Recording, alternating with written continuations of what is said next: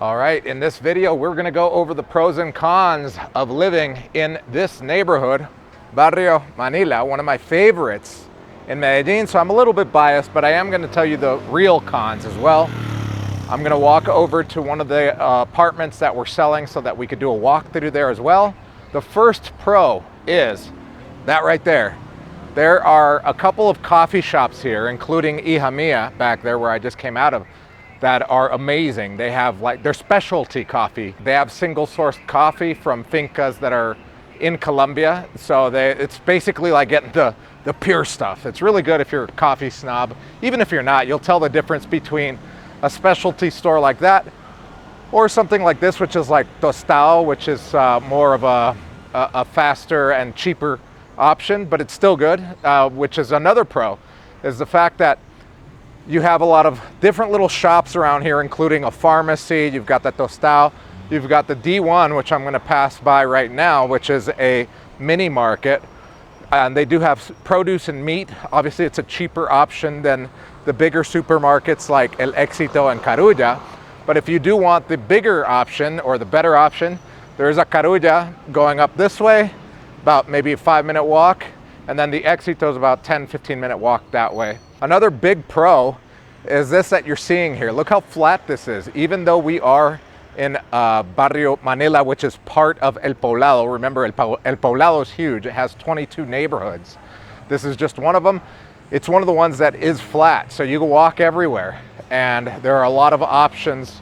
There are a lot of things to do, including ice cream shops. You've got, this is a vegan little market and a vegan restaurant right back here. It's called Ama. There's even a Spanish school in here, which is one of the highest reviewed Spanish schools in all of the city, called Blink Spanish, which is just right behind me right here. Another pro is the fact that you get these like mom and pop restaurants, even though you do have some expensive restaurants, expensive comparatively, I guess, compared to other neighborhoods that are lower income. You do have some mom and pop restaurants that do like the Menú del Día, which is, you know, like 18,000 pesos. There's one right there. There's another one over here. Another big pro is the fact that even though it is touristy, you've got some new hotels here. You've got some hostels out here. You obviously have the Spanish school, which is big. They've got like 100 students in there. You see foreigners walking around all over the place. It is still very local. Every single restaurant, or at least most of them are, and most of the businesses here are owned by Colombians. And they're Colombians that have lived in this neighborhood for many years, because these used to be houses, you know, decades ago, or if not just a few years ago. When I first moved here about 10 years ago into this neighborhood, it was very residential. There's still people living here. This is a really cool little bookstore back here, by the way, and they play chess out here sometimes. It's really cool. So you get that neighborhood vibe, even though it is more touristy than most other neighborhoods out here. Another great pro to this neighborhood is that it is an estrato 5, which, remember, you have 6 estratos, 6 being the highest. So you're not at the highest estrato. So your utility bills are going to be cheaper than an estrato 6. And so is your property tax. Another big pro, and this is probably the biggest pro for me because I do have investment property in this neighborhood, is the fact that if you do buy here with the intention of renting on Airbnb or maybe off of the platform, but you want to rent it month to month or even yearly, your occupancy rate is going to be through the roof. We have about a 93% occupancy rate. That was 2025. This year we're booked already all the way until April on most of our properties here. So this is a desirable neighborhood. So if you do buy with that intention, you're going to be booked pretty much all the time. Here's another great little cafe right here. The last pro is accessibility. Since it is near 2 major roads, Avenida Poblado running that way and Avenida Las Vegas running over here, and then the highway right next to it, it's really easy to get in and out. Getting an Uber here takes minutes. Even in the rain, they usually get here pretty quickly. We're here at the building where we're going to do the walkthrough. I'm going to take it back to Franco in the studio where he's going to do the walkthrough. We'll come back and do the cons here in a minute. All right, thank you, Andrew. And yes, let's walk into this amazing looking apartment. I love the way that they designed this, they remodeled it. It looks very cozy. It is very cozy because I was there. So this apartment is 70 square meters. It sits on the 3rd floor with no elevator, and it is approved for short-term rentals. So yes, you can do those short-term rentals. I know a lot of demand is going on right now for apartments that can do short-term rentals, and this one is approved for it. There are 2 bedrooms with this apartment and 2 full bathrooms. As we look into the laundry area where you have enough room for a washer dryer stack, we're gonna walk into the guest bedroom here, and both bedrooms actually have AC units already installed. So there you go. I know a lot of people are always looking to install those. Well, this one already comes with it, and it sells furnished, so you can buy it just as you see it as it is right now. Which actually I really do love their furniture. I love everything that they did with this apartment. The owner, the way they designed it and remodeled it, I think they did a really good job here. And this is the master bedroom as we look into it, and we're gonna go into the private bathroom of the master bedroom.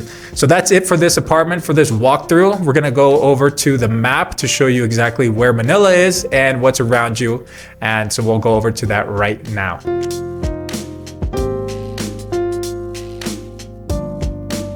Okay, so looking at the map here, we don't have the listing created just yet, but if you guys do want to check out our website, then go to medellinlivingrealestate.com. I'll have all of the property details listed down below in the description for you guys to check out. But let's zoom into the map to show you where Manila is. For those of you that don't know where Manila is, it's this red area here in El Poblado that I have marked out here. It's a very small neighborhood in El Poblado. I'll zoom in just a little bit further in, and you'll see a green area that I've marked out here. That's where the building's located.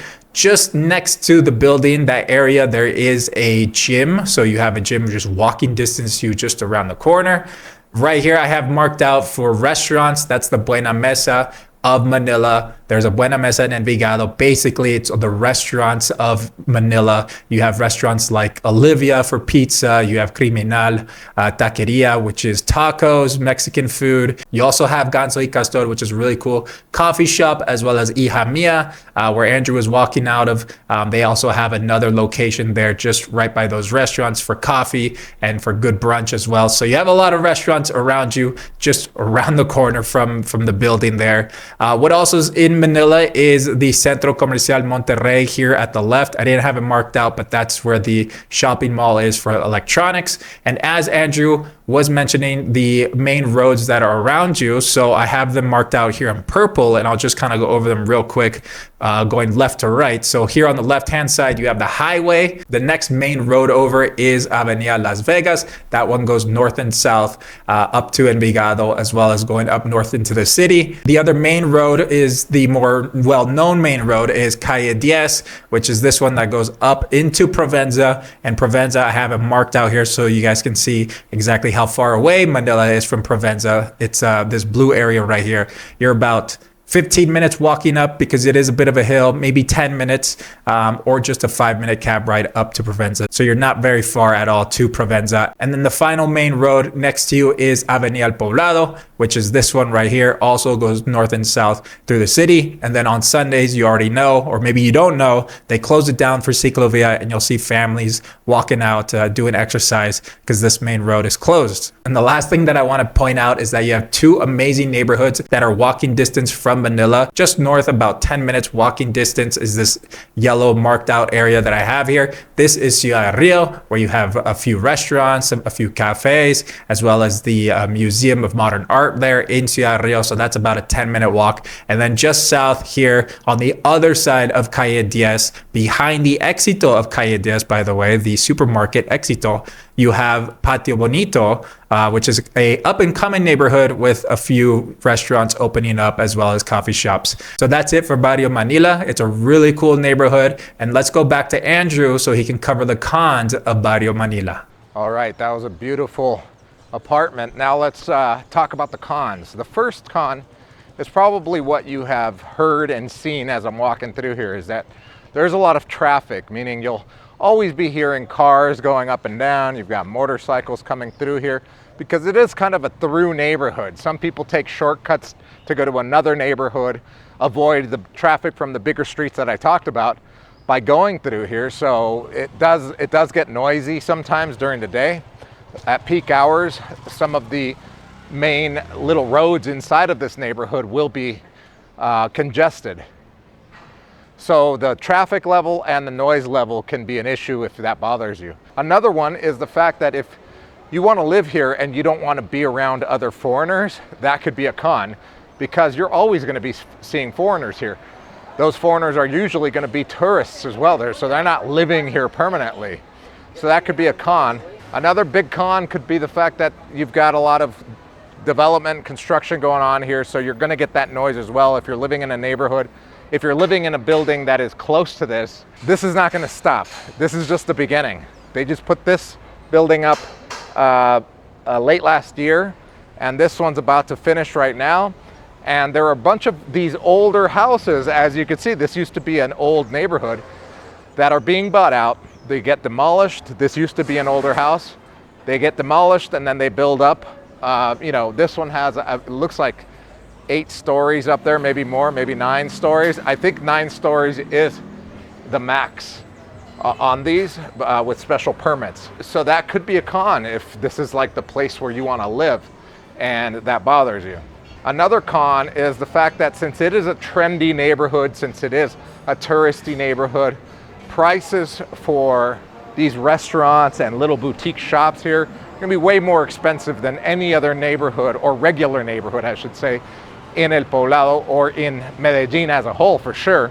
In El Poblado, this is a more expensive area to dine at, to have a coffee at, to shop at. Obviously, it's a fraction of a cost of some of the major cities in the United States, but for Colombian standards, this neighborhood is going to be a little more expensive than any other neighborhood, barring Provenza and Parquelleras and those trendy neighborhoods. And the biggest con is the fact that since this is a desirable neighborhood and it's smaller, it means that the demand is high, but the supply is low for apartments out here, so they are way more expensive.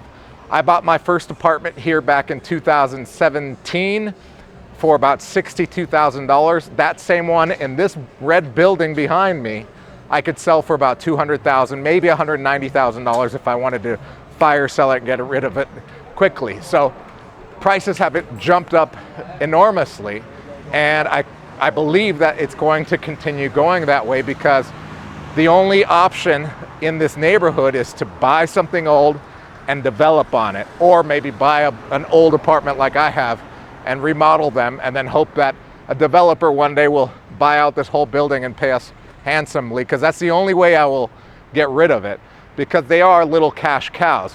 All that being said, if you're interested in seeing this apartment or any other apartment that we have on our inventory, or maybe you just want to work with us, help you understand the market, help you find your perfect apartment, whether it's investment or to live in, there's a link in the description below to fill out a form.